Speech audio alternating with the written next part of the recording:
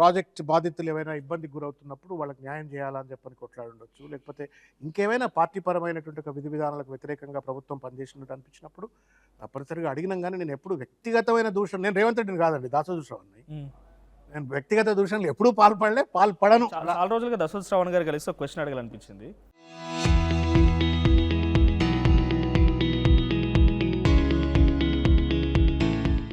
మీరు పార్టీ ఇక కాంగ్రెస్ పార్టీకి ఎట్ టు బి రిజైన్ ఇంకొక 10 రోజులు 20 రోజులు రిజైన్ చేయబోతున్న సమయంలో మీరు అండ్ ఇంకొక మహిళా నాయకుడు ఇద్దరు కలిసి నాంపల్లి చౌరస్తా దగ్గర ఒక ఫోటోకి చెప్పుల దండ వేసిరు. చెప్పలేదండి, రైట్? చెప్పలేదండి. మీతో పాటు you can go back to visuals. నేనే చెప్తా కదా, మీరు ఎందుకు అబ్స్ట్రాక్ట్. మరి ఇప్పుడు వాళ్ళతో ట్రావెల్ చేస్తున్నారు, ఎట్లా ఉంది? మీకు మిస్ఇన్ఫార్మ్డ్ మీరు. ఓకే. అప్పుడు నాట్ ఎగ్జాక్ట్లీ నేను ఆగస్ట్ 22 నాడు నేను రిజైన్ చేసిన. But I think it was some time in the month of March ఎప్పుడో అనుకుంటా. నిరుద్యోగ సమస్య మీద చెప్పుల దండలు కాదండి, అంటే పక్క నాయకులు చెప్పులు క్యారీ చేసి. నో నో నో, శ్రవణ్ ఉండంగా అప్సీన్ మాట ఉండదు, అప్సీన్ చర్యలు ఉండవండి. ఉంటే నేను దూరం అన్నా పోతే అవుట్ ఆఫ్ ద ఫ్రేమ్ అవుతా, నేను అవుట్ ఆఫ్ ద ఫ్రేమ్ అవుతా. మీరు అది గుర్తుపెట్టుకోరు.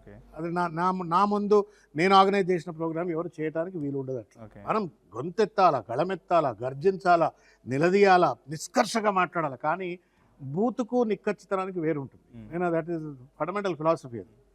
అయితే అప్పుడు 1,35,000 ఉద్యోగాలు ఇచ్చినారు అన్న దాని పట్ల చర్చకు రండి అని చెప్పని అప్పుడు ఒక గొడవ జరిగింది. But we release the charge sheet and KTR గారు కుర్చీ అట్లా ఏదో పెట్టినాము అప్పుడు. అయితే that was democratic discussion, not to abuse. ఒక ప్రజాస్వామిక చర్చ కోసం తప్ప బూతులు తిట్టడానికో లేకపోతే ఆయన అవమానిస్తే ఉద్యోగాలు వస్తాయి ఎవరైనా? ఇప్పుడు నేను రేవంత్ రెడ్డిని వాళ్ళు అవమానించిన ఉద్యోగాలు రావు. ఎవరైనా ఒక చర్చ జరిగితే ఆ చర్చ ద్వారా వాస్తవాలు బయటకు వస్తే దానివల్ల ఒక మంచి నిర్ణయం తీసుకోగలుగుతారు అని చెప్పని ఒక ఆలోచన, అంతే తప్ప. సో మీరు అది చెప్పులు గిప్పులు అనేది కరెక్ట్ చేసుకోవాలి. రైట్. అయితే దశరథ శ్రవణ్ గారు కార్యక్రమాలు చేస్తున్నారంటే ఇందాక మీరు అన్నారు కుర్చీ వేసినాం కేటీఆర్ గారికి ఆ రోజు అని చెప్పని. మీ కార్యక్రమాలు కానీ మీరు చేసే ప్రొటెస్ట్ కానీ కొంచెం డిఫరెంట్గా ఉంటే మీ వాక్చాతుర్యంలో దాని వెనుక హిడెన్ ఎజెండాస్ అంటే మేము ఆలోచించాలి ఇక మీరు మాట్లాడుతున్నారంటే. సో ఇప్పుడు కేటీఆర్ కూడా మన ప్రెస్ క్లబ్కి వెళ్ళి రేవంత్ రెడ్డికి కుర్చేసి కూర్చోబెట్టరు. సో గతంలో వాళ్ళు ఉద్యమంలో చేసినప్పుడు కానీ ఉద్యమ సమయంలో కానీ పార్టీ ఫార్మేషన్లో ఇటువంటి డిఫరెంట్ స్టైల్ ఆఫ్ ప్రొటెస్ట్ చేయలేదు. ఇప్పుడు దశరథ శ్రవణ్ ఐడియా ఏమైనా కలిసి వచ్చిందా కేటీఆర్? తెలంగాణ ఉద్యమం కేసీఆర్ గారి నేతృత్వంలో బహుశా ప్రపంచంలో ఎవరు చేయనటువంటి ఉద్యమ స్వరూపాలు అప్పుడే చేసినాం. ఇది మీదంతే చిన్న పిల్లలం మేము. ఒకవేళ మేము what ever we have learned today is learned what we have seen from KCR గారు. తెలంగాణ ఉద్యమంలో నేర్చుకుందే కాబట్టి కొత్తగా ఏం కాదు, అది ఒక డిస్కషన్ కోసం పెట్టినటువంటిది. ఇంటలెక్చువల్గా దశరథ శ్రవణ్ గారు ఉన్నారు, ఆయన ఏ పార్టీలో ఉన్నా కూడా కొనసాగుతున్నారు. అంటే నేను చాలాసార్లు వింటాను ఎక్కువగా మాట్లాడితే రాజకీయ పార్టీల్లో అవకాశాలు తక్కువగా ఉంటాయని. అదేమన్నా మీకు కొంత ఇబ్బందిగా మారిందా? మీ వాక్ చాతుర్యం కానీ మీ ఇంటెలిజెన్స్ కానీ కాంగ్రెస్లో ఉన్నా గతంలో బీఆర్ఎస్లో ఉన్నా మళ్ళీ మధ్యలో ఒక 2 నెలల పాటుగా బీజేపీలో చేరిన ఈ ఇంటెలిజెన్స్ అనేది ఇక్కడ మీకు బ్యాక్ స్టాబింగ్ చేసిందా? అట్లా ఏం కాదు. అంటే నేను ప్రజారాజ్యం పార్టీలో ఎదగడానికి కూడా కారణము, ప్రధానమైనటువంటి కారణము, నాకేమీ సామాజిక పరమైనటువంటి నేపథ్యం లేదు, లెగసీ లేదు, లేకపోతే ఫైనాన్షియల్ బ్యాక్గ్రౌండ్ లేదు. Just that I had Telangana విద్యార్థి నాయకుడు, తర్వాత ఒక కార్పొరేట్ ప్రొఫెషనల్, ఒక academic professional who has got passion to do something for the society. Pavan Kalyan గారితో ఉన్న పరిచయం, అట్లా నేను ప్రజారాజ్యం పార్టీలోకి వచ్చిన. So all my journey Telangana ఉద్యమంలో కానీ, ప్రజారాజ్యంలో కానీ, తర్వాత కాంగ్రెస్లో కానీ నా మాట అంటారో, లేకపోతే నా పనితనం అంటారో, లేకపోతే నా తపన అంటారో, అవే నా పెట్టుబడులు, అవే ఆయుధాలు, వాటి వల్లనే నేను ఎదగలిగినాను. అవి అన్ని పార్టీలకు కూడా నేను ఉపయోగపడగలిగినాను, దాంట్లో ఏమీ అంతరం లేదు. అయితే మీరు అన్నట్టుగా ఎందుకు అవి మీకు వ్యక్తిగతంగా లబ్ధి చేకూర్చలేదు, రాజకీయంగా పదవులు లభించలేదు అని అంటే, ఇక అది లలాట లిఖితం ఎవడు తప్పిలేడని చెప్పని నా నుదుటి మీద రాసిన రాతనో లేకపోతే నేను చేసిన తప్పు రాలేదు. అయితే బట్ ఫ్యాక్ట్ ఏంటంటే ఇప్పుడున్న పాలిటిక్స్లో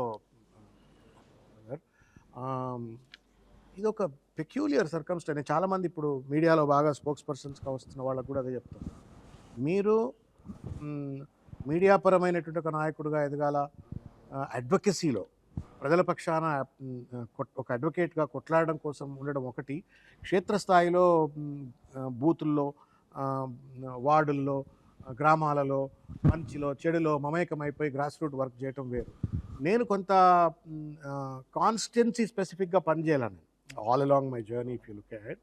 నేను అనుకున్న ఎంతసేపటికి ఏంటి అంటే మనం పార్టీలో ప్రధాన బిందువుగా కేంద్ర బిందువుగా పనిచేస్తూ పార్టీ గొంతుకుగా ప్రజల గొంతుకుగా మనం నిరంతరంగా ప్రశ్నిస్తున్నట్టయితే తప్పనిసరిగా ఆ ప్రస్థానం వేదిక దొరుకుతుంది అనుకున్నాను. కానీ ఖైరతాబాద్లో దొరికింది పోయింది. గమ్మత్ ఏంటంటే ఖైరతాబాద్లో నాకు 18లో of all odds Rahul Gandhi గారు వాళ్ళందరి యొక్క ప్రోద్బలంతో టికెట్ వచ్చింది. వచ్చిన తర్వాత 12 రోజుల్లో 33 వేల ఓట్లు తెచ్చుకున్నాం. తెచ్చుకున్న తర్వాత నువ్వు ఇక్కడ పోటీ చేయద్దు వెనకకు పోవాలని అంటే ఒక what I'm trying to drive is grass root politics, advocacy politics, they are two different. Grass root పాలిటిక్స్కి వస్తేప్పటికీ ఫ్యూడలిజం ఉంటుంది, క్యాపిటలిజం ఉంటుంది, తర్వాత కాస్టిజం ఉంటుంది, రకరకాలైన అంశాలు డామినేట్ చేస్తాయి. నన్ను ఖైరతాబాద్ని డిస్ప్లేస్ చేయడం కోసం నానా రకాల కుట్రలు పడినారు. ఆ కుట్రలో భాగం శ్రవణ్ బలైపోయింది, బయటకు వచ్చిండు. నేను చెప్పొచ్చేది ఏంటి అంటే ఈ రెండు వేరు. శ్రవణ్ ఫ్రంట్ ఎండ్గా పనిచేసిన తీరు వేరు, గ్రాస్ రూట్లో పనిచేసిన తీరు వేరు. రాజకీయాలు కూడా అట్లా అయిపోయినాయి. నువ్వు శ్రవణ్ బాగా కొట్లాడతాడు కదా అని చెప్పని ఎత్తులు పెట్టుకొని ఊరేగే ప్రజలు కూడా లేరు ఇప్పుడు.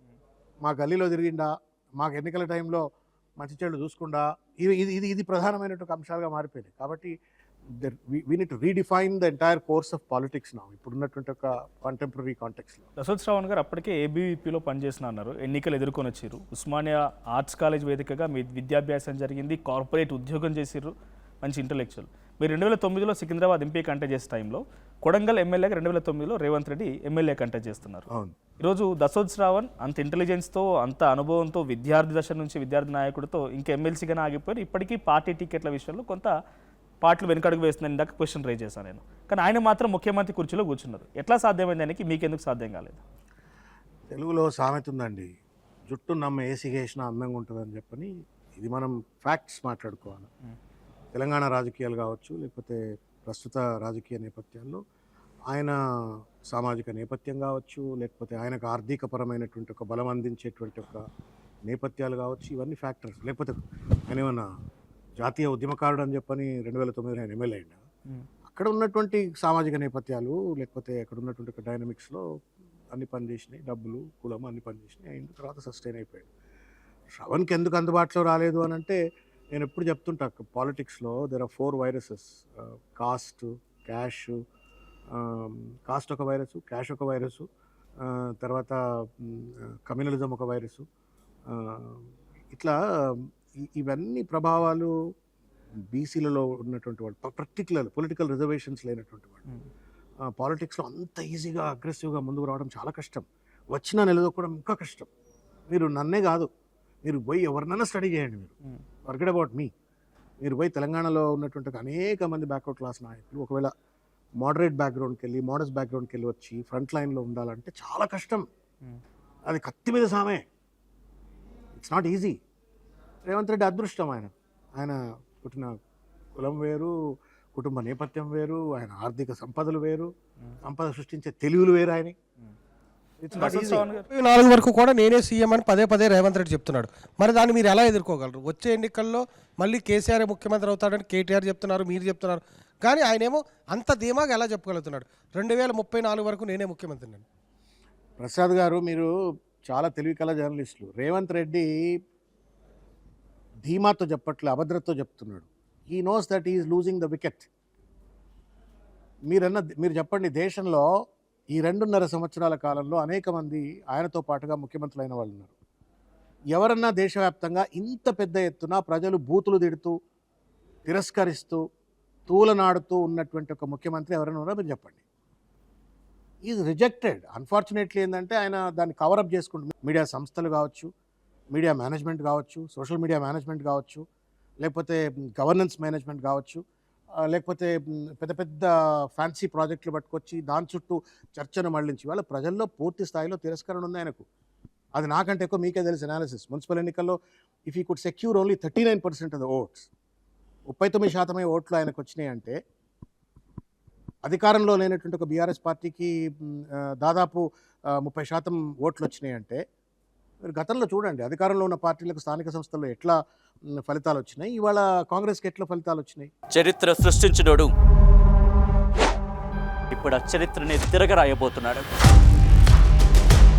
అబద్ధాల గోడల్ని బద్దలు కొట్టి నిజాలను రాగా మీ ముందుంచబోతున్నాడు. నిజమైన వార్తల కోసం వెంటనే డౌన్లోడ్ చేసుకోండి రా యాప్ని.